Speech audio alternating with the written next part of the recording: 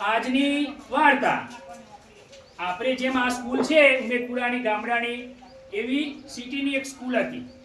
એ સ્કૂલની અંદર અસ્મિતા નામની છોકરી ભણતી હતી. આ છોકરી સવારે વહેલા ઉઠે અને ઉઠીને સ્કૂલ જવા માટે તૈયાર થઈ જાય. રોજે રોજના જેમ અસ્મિતા તૈયાર તો થઈ, પરંતુ થોડું મોડું થઈ ગયું. મોડું થઈ ગયું એટલે જે ઘર આગળ બસ આવે એ બસ લેવા આવી હતી, પણ અસ્મિતાની રાહ જોઈ રહી હતી. તો અસ્મિતા તૈયાર થઈને ઝડપથી બસમાં બેસવા માટે જઈ. ત્યાં સુધી બસની બધી જ સીટો ભરાઈ ગઈ હતી. છેલ્લે એક સીટ ખાલી હતી.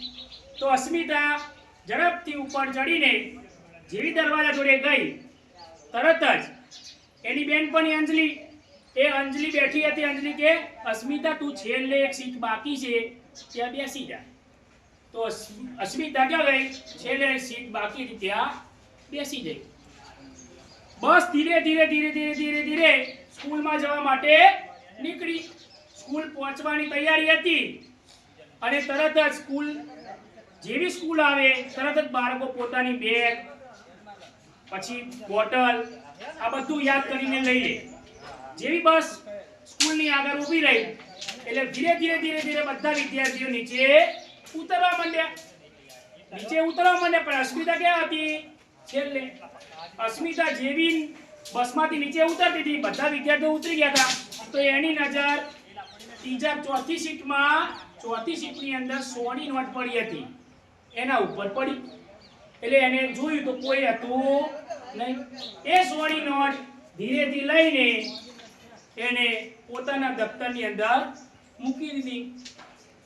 પછી એ પણ નીચે ઉતરીને શાળાની અંદર ભણવા માટે પોતાના ક્લાસની અંદર જતી રહી. અસ્મિતા ધોરણ 4 માં ભણતી હતી અને પોતાના ક્લાસમાં જઈને અભ્યાસ કરવાનું ચાલુ કર્યું. અભ્યાસ કરવાનું બેલ ચાલુ પડ્યો અને તરત જ પ્રથમ પિરિયડમાં બેન આવ્યા, હાજરી બોલ્યા, ભણાવવાનું ચાલુ કર્યું. પણ અસ્મિતાનો જીવ ભણવામાં હતો નહીં. શામાં જીવ હતો? 100 રૂપિયામાં. આજે તો 100 રૂપિયા મળ્યા છે.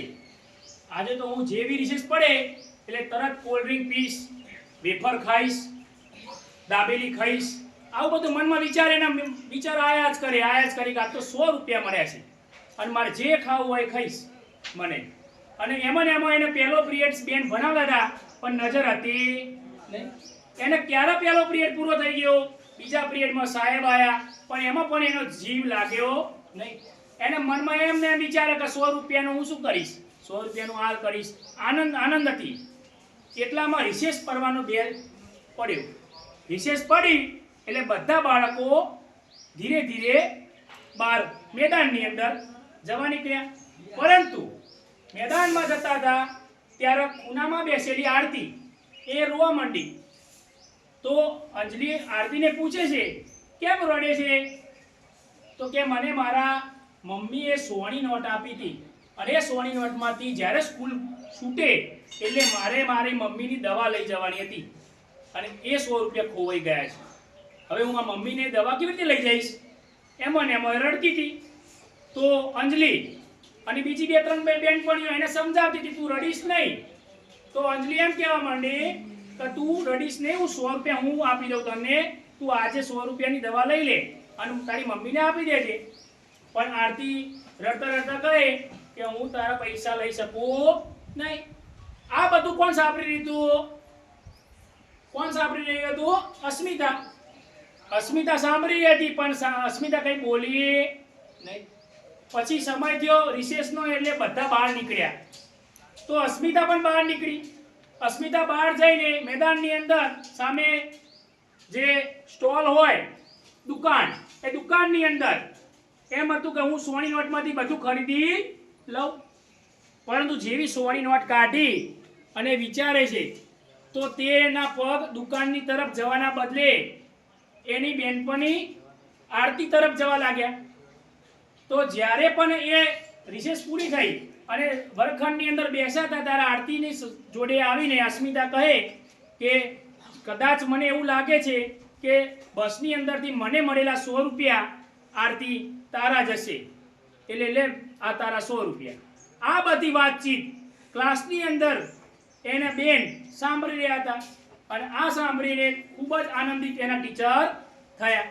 અને પછી ક્લાસની અંદર અસ્મિતાને ઊભા કરીને બોલાવ્યા અને એની પ્રામાણિકતાની વાત બધા બાળકોને જણાવી. એટલે આપણે પણ આપણા જીવનની અંદર મૂલ્ય શિક્ષણનો ગુણ એવો પ્રામાણિકતા એ આપણે જાળવી રાખવાનો છે. જ્યાં સુધી અભ્યાસ પૂરો ના થાય ત્યાં સુધી નહીં, આપણું જીવન જ્યાં સુધી ખતમ ના થાય ત્યાં સુધી પ્રામાણિકતા એ આપણા જીવનની અંદર બનાવેલી છે.